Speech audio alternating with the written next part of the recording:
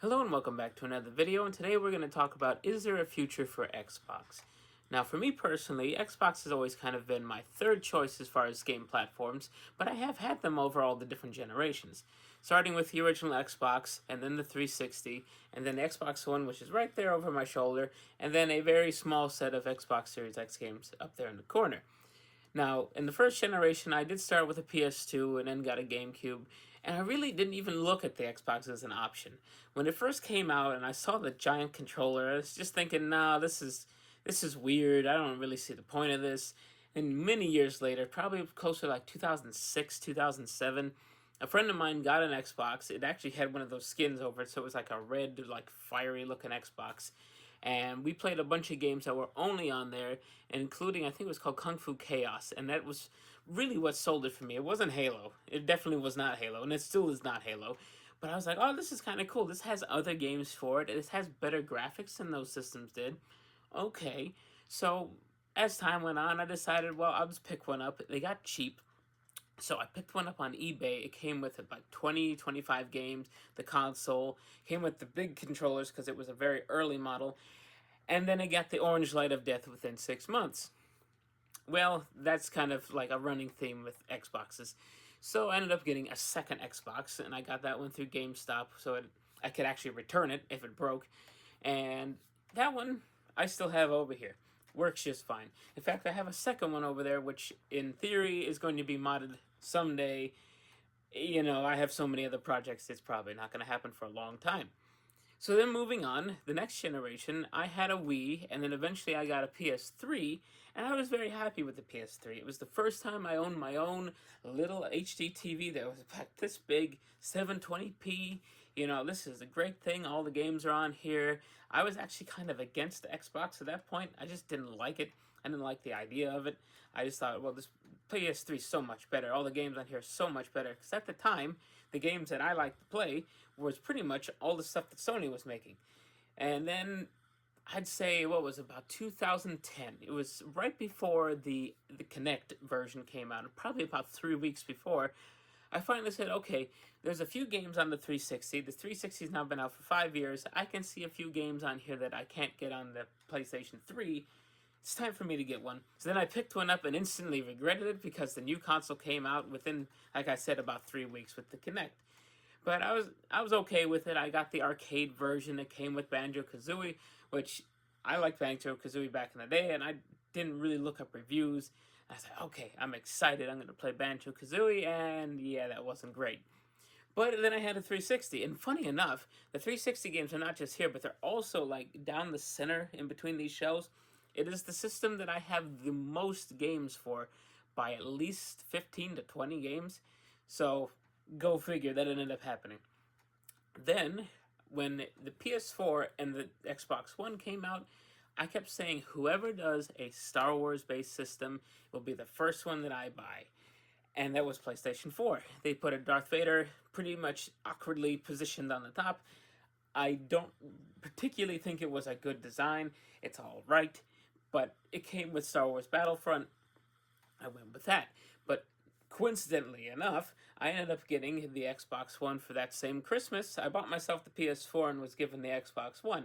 The Xbox One happened to be the Halo 5 edition with the silver and the blue on it, and it makes the special noises when it's turning on and off. And genuinely, I thought it was pretty good.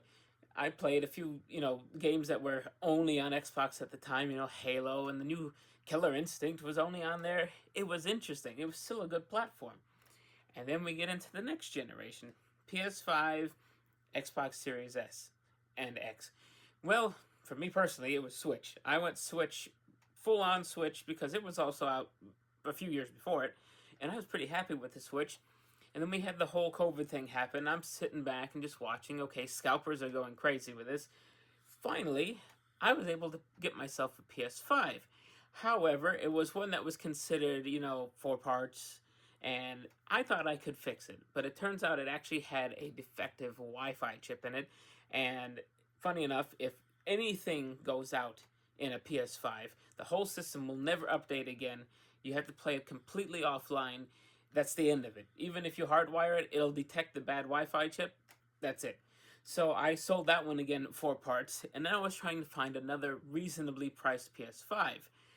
So in doing so, I wasn't having any luck whatsoever, and I decided, well, let me just see. I haven't even thought about searching for the Series X, so I did a quick search on eBay, and there were tons of Series X's used, but at retail price. So $499 used for $499. The one that I picked was still in the box. The guy said he hardly used it, and when I got it, it didn't even have any dust in it. I don't think it was ever really used. So I got the Series X first by about a week or so, because I did eventually find a PS5 that was also, when you added up all the extras it came with, it equaled retail. It was once again used but still in the box. I somehow managed that in the middle of all the scalpers. So I got to compare both of those side by side as they came out. Yes, I did get to play the Series X a little bit more first.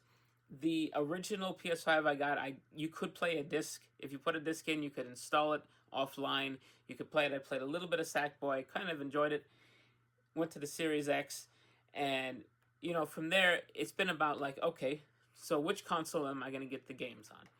So as I was going through it, I started realizing that the Series X kept doing smart delivery. So most of the games that were on it were actually Xbox One discs, and then when you put the Xbox One disc in, it says, oh, would you like to download the upgraded version? And then you would say, sure, why not? The PS5 didn't do that. So quickly, my PS5 games have overflowed and have come out into the front. There's 2 different stacks plus the front there. The Series X games, there's 1 stack and a few in the front and a couple in between there. I'd say I have at least triple the amount of PS5 games as Series X, and a lot of that just has to do with that simple detail. So eventually, some of the games on Series X no longer would work on the Xbox One. So does that mean that you're going to get the full game on disc like you do on PS5? No. So this is pretty much where my desire to really get games on the platform that they used to be on. Prime example of Alan Wake 2. When it was announced that it was digital only, I said, yeah, right, we'll see about that. And I was right. They put out a physical edition. But the Series X version is not on the disc. It's like 10% of the game is put on the disc, and the rest of it you have to download, which is stupid, because the PS5 version is 100% on the disc. And that's because the Series X uses a smaller Blu-ray. Why?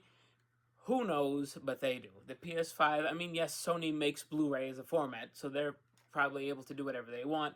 It probably would have cost Xbox just a little bit more money per disc, and clearly Microsoft doesn't care about physical media. So, yeah, I just ordered Alan Wake 2 on the PS5. Luckily for Black Friday, it's $30 off because the price is ridiculous, absolutely insane that it's an $80 game. It is. I doubt it's going to be worth that. Luckily, it was on sale, and I had a gift card. Technically, didn't even pay for it. So that's whatever. So what's the future? If that's where we were before, you can see I have a ton of original Xbox games. I have an absolute ton of 360 games. I have a full shelf of Xbox One games. And then it shrunk down. So, what is the future? Well, Microsoft doesn't seem to really know. They keep changing their mind. They put out a whole digital-only version. Of course, there's the Series S that was digital-only. They put out a digital version of the Series X. And they're really pushing Game Pass. So, really, with their latest campaign of everything's an Xbox, my phone is an Xbox. The iPad I'm recording this from is an Xbox. The Mac that I'm going to go edit it on is an Xbox. My gaming PC is down there. That's an Xbox. That Xbox is an Xbox. A Fire Stick is going to be an Xbox. So if everything is an Xbox, why would you buy an Xbox? And that's really what I keep trying to ask people is, what's the point anymore, honestly? I already have the Series X. I'm still buying a few games on there. I still come across, for example, the game that's in the front there, South Park Snow Day, and it was on clearance at Walmart for Xbox for, was it $10-15, and they didn't have it that cheap for PS5, so occasionally I'll throw a game in for Xbox. I picked up Starfield on that because it was a physical version. I'm still holding out on Hellblade 2 to get a physical version. I'm betting that they're going to do it. Maybe not yet, maybe next year. I'm going to wait for that. And then I was also like, okay, well, Flight Simulator 2024, I'll get that on here as well. And then that went digital only.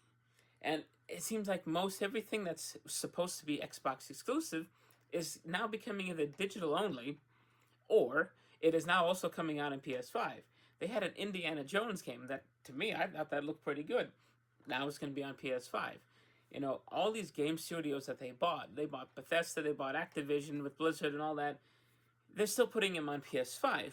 And I understand. The PS5 install base is 3 times the size of the Xbox. So, of course, if, you know, there's 60 million people playing over there and under 30 million playing over here, I think it was somewhere closer to 25 million, and there's over 60 million on PS5. It's in their best interest to throw the games over here. I get that. But you're just continually just chopping away at any reason to buy your games. Now, the other part is during the Xbox One, they decided that anything that comes out on the Xbox exclusively must also be on the PC. And that is just like another chop at the Xbox platform. So what is Xbox really good for? What is the future? It's good for if you want to do Game Pass. And yes, their infrastructure is pretty good from what I hear. I don't use Game Pass. I don't use Xbox Live, which is no longer Xbox Live. I don't use PS Plus. But from all the feedback that I've gathered from talking to people, the Game Pass world of things is still better to some extent over the PlayStation world. Now, the PlayStation Plus side has apparently gotten so much better where they're getting closer and closer, but people seem to know Game Pass a little more than they know the PS Plus side of it. That's fine. But Xbox as a brand is really going to change, and they've proven it to me. And my original theory was, in the future, we're going to have Xbox on TVs. You're going to get a controller, it'll connect to your smart TV, you'll have Game Pass. Or, if you want a dedicated machine that could do better graphics, then you'll get an Xbox certified PC. And that's pretty much where we're headed. The Xboxes are about to just be PCs, and you're going to have the streaming service on your TV. It's kind of sad because you're really eliminating a whole nother branch of the gaming world where at one time there was a definite reason to have both systems. There was a lot of stuff on the 360 that was not on the PS3. There was a lot of stuff on the original Xbox that wasn't on the PS2 or GameCube. There was a few things on the Xbox One that didn't make it to PS4. And now there's just nothing on the Xbox Series, pick a letter, that isn't on something else. You're at the point where there just isn't anything. So, sadly, it seems like the line has been killed. We're still going to get systems, but I feel like the next generation is going to be digital only. I'm not picking that up. I've only said digital only systems to me is if it's a niche product. The Atari VCS I picked up, the Playdate I picked up, the Thumby. You know, things that are kind of like off the wall, you know, just fun experiences for $100 or so, depending on which one you're getting. But the Xbox, you know, it's gonna cost as much as a computer. I'm just gonna upgrade my computer. So let's hope they figure out what they're doing, and here's to a better 10th generation from Gen 10. We'll see you next time.